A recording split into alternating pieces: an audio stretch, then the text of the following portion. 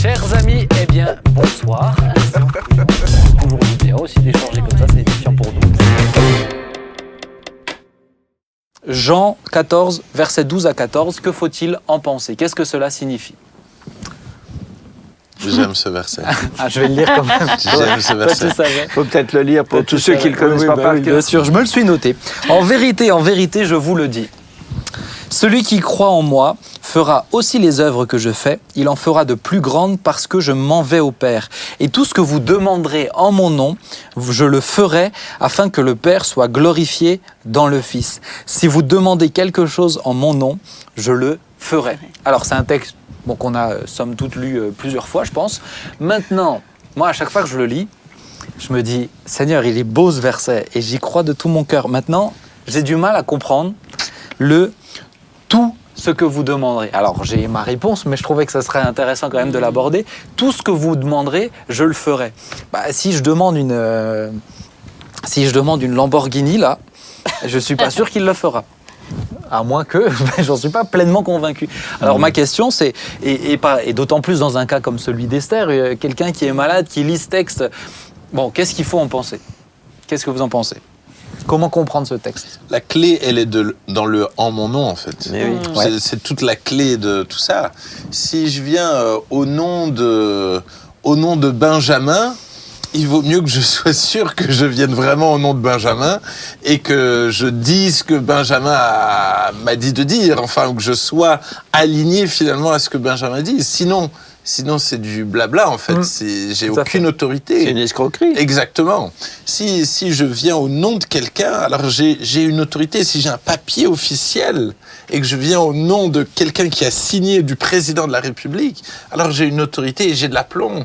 Et je vais recevoir ce que je veux, justement, parce que c'est aligné. Et je pense que c'est vraiment la clé. C'est ce que Esther disait, c'est de dire qu'est-ce que Dieu veut. Je viens en son nom. D'où l'importance d'être convaincu de savoir ce qu'il veut, quoi. Exactement. Ouais. Et de qui il est, et d'être proche de lui. Parce que là aussi, des fois, on dit « Ah oui, mais c'est écrit dans la Bible, quelque part, », et puis on pourrait manipuler ça. Mais en fait, c'est comme un faux document, mais il n'est pas valable. Tu vas te faire attraper à un moment ou à un autre. Ça demande de s'arrêter, de vraiment prier, de chercher, de demander à Dieu. La volonté de Dieu. Chercher la volonté de Dieu. C'est pas une formule. Ouais, c'est ça. Ouais. Oui, c'est ça, c'est pas une formule. Et être demandé au Père, être dans la relation avec Dieu et dans le nom de Jésus, c'est être dans une relation juste avec le Père. C'est ça. Et avec Jésus. Est-ce que Jésus aurait lui-même demandé une chose pareille? À l'époque, il n'y avait pas de Lamborghini. Tu parles de ma Lamborghini? Oui, mais il aurait pu demander. Chevaux de course. Il aurait pu être demandé d'être transporté sans avoir tout le temps à marcher, à être épuisé. Il aurait pu avoir un petit char avec un quadrige de fiers coursiers là. Bon, mais il est allé à pied. D'accord. Maintenant, on est tous raccords. Hein, c'est juste pour réfléchir. Je trouve que c'est important de réfléchir. Ma question, c'est dans le cadre, par exemple, de vous imposerez les mains aux malades et les malades seront guéris. C'est biblique, on est d'accord. Est-ce que, en tout cas, on vient de le dire tout à l'heure, on vient de dire quelque chose qui ne va pas dans ce sens-là, est-ce que tous les malades doivent être guéris? Pour moi, non. Vous imposerez les mains aux malades. Le texte ne dit pas vous imposerez systématiquement les mains à tous les malades, toujours, en tout temps, en tout lieu, et tous systématiquement seront toujours guéris. Donc, est-ce que ça signifie c'est l'éventualité. Quand vous imposez les mains aux malades, il y a des malades guéris, mais le texte ne dit pas tout le temps. Est-ce que ça signifie qu'il faut alors être toujours convaincu de prier pour tel malade ou tel malade? Ou est-ce qu'il faut prier pour tous les malades? Je pense qu'on peut prier tout le temps. Prier tout le temps, c'est juste, mais c'est pas toujours. Jésus dit de manière aussi catégorique. Jésus dit par exemple aux envoyés de Jean-Baptiste, il leur dit allez, dites à Jean-Baptiste, les aveugles voient, etc. Les morts ressuscitent. Mais dans la génération de Jésus, tous les morts sont pas ressuscités pendant les 3 ans de son ministère. En fait, finalement, il n'y en a eu que 3. Ouais. Il n'y a que 3 résurrections. Pendant les 3 ans en Palestine, il y a quand même eu d'autres décès que ça. Et je suis sûr que Jésus est passé à côté d'un cimetière, d'un autre cimetière où un convoi était en train d'emmener quelqu'un. Dans la piscine de Bethesda, Oui. c'est impensable qu'il n'y avait qu'un malade. Et pourtant, dans la forme, oui. il dit, et les morts ressuscitent. Et les morts, c'est une façon herméneutique de dire certains. On parle de ceux, c'est ceux dont on parle. Oui. Mais c'est pas en absolu, c'est pas tous les morts. Et c'est pour montrer ce que Dieu fait, ce que oui. Dieu est capable de faire. Maintenant, est-ce que ce texte... Moi, je pense que si on le prend mal, on peut en être frustré de ce texte. Vous voyez ce que je veux dire ? De dire, attends Seigneur, moi je prie en ton nom, un petit peu justement cette notion de formule magique, au nom de Jésus. Oui. Moi, ça m'est déjà arrivé de prier de tout mon cœur, avec l'assurance que c'est une prière qui vient de Jésus. Et j'ai dit Amen, mais j'ai juste pas dit au nom de Jésus. Et on m'a repris derrière en disant au nom de Jésus. Oui, mais après...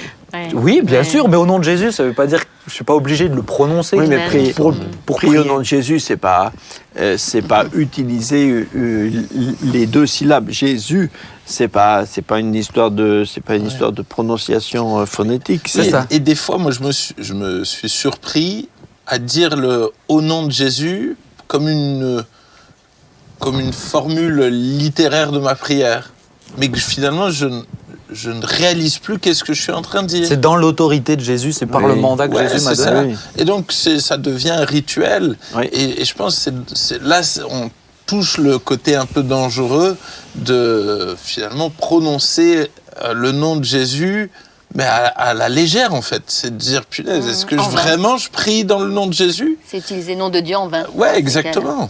Donc je pense que c'est important de mesurer quand on utilise le nom de Jésus, si vraiment je le crois, et encore une fois, c'est pas magique non plus.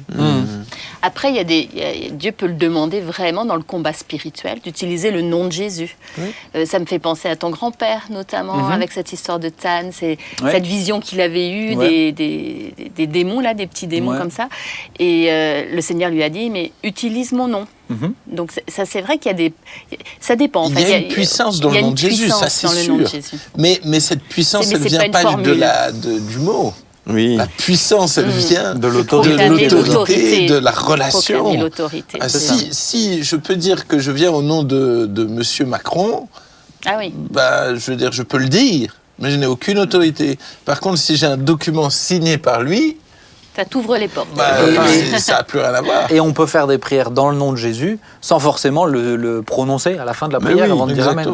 Exactement. C'est vrai. Mais je pense que ça, c'est intéressant de le souligner quand même, parce que c'est vrai que vite, ça devient une habitude, où on enferme en fait le nom de Jésus à un aspect, à une forme de la prière, quoi. Oui, après, on n'est pas loin de la superstition. Ouais. C'est l'utilisation d'une forme, d'un rite. C'est pas mieux qu'un geste. Tout ce que vous ferez en mon nom, c'est tout ce que vous demanderez en mon nom, c'est tout ce que vous demanderez avec mon accord et mon autorité. Aligné, voilà, à ce que je veux. Aligné à ce que je veux, ouais. Moi, si je peux nuancer un peu... Très bien, t'es parfaitement dans l'émission. Si je peux... on est toute démonstration de nuance. On est tout ouïe à la nuance et la subtilité. Moi, aujourd'hui, ma grande peur, c'est que l'Église devient de plus en plus clivante entre ceux qui vont prendre ça à la lettre et tomber dans un côté tout le monde doit être guéri, tout le monde un côté absolutiste, et de l'autre côté, je vois de plus en plus de chrétiens qui sont un peu dans le si Dieu le veut, et qui ne croient plus dans ces choses-là. Si Jésus dit que je vais faire les mêmes œuvres que lui et même de plus grandes, et pour moi, ce verset, c'est un de mes versets très important, mais si à un moment donné dans ma vie, je ne fais pas les mêmes œuvres que Christ, s'il n'y a jamais aucun malade de guéri, je me remets en question.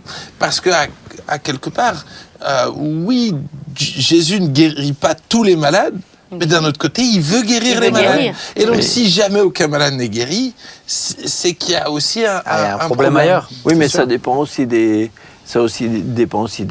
gens et des personnes.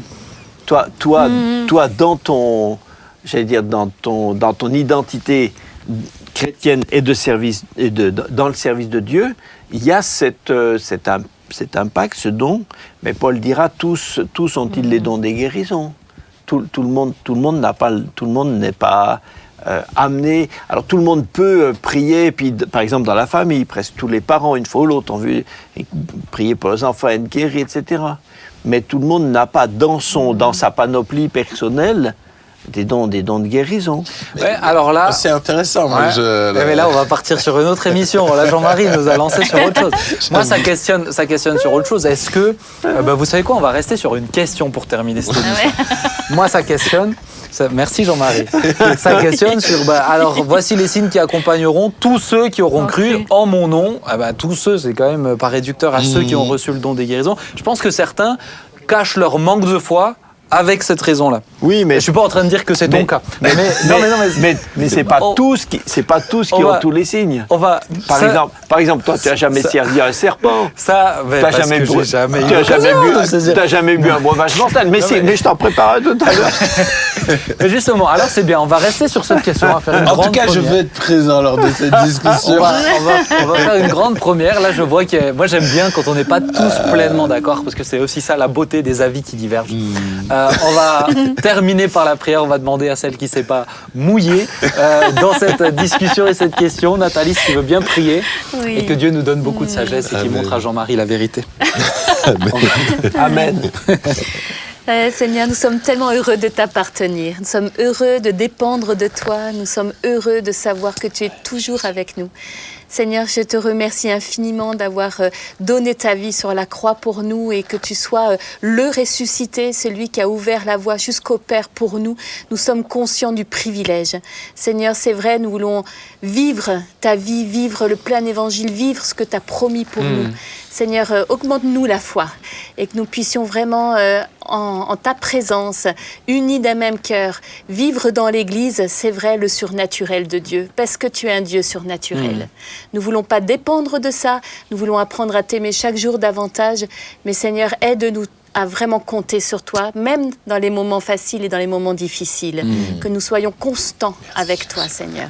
Je te bénis et je te loue pour cette journée que tu as faite, pour cette soirée que tu fais, et que ton nom soit vraiment glorifié dans nos vies. Amen. Amen. Amen. Amen.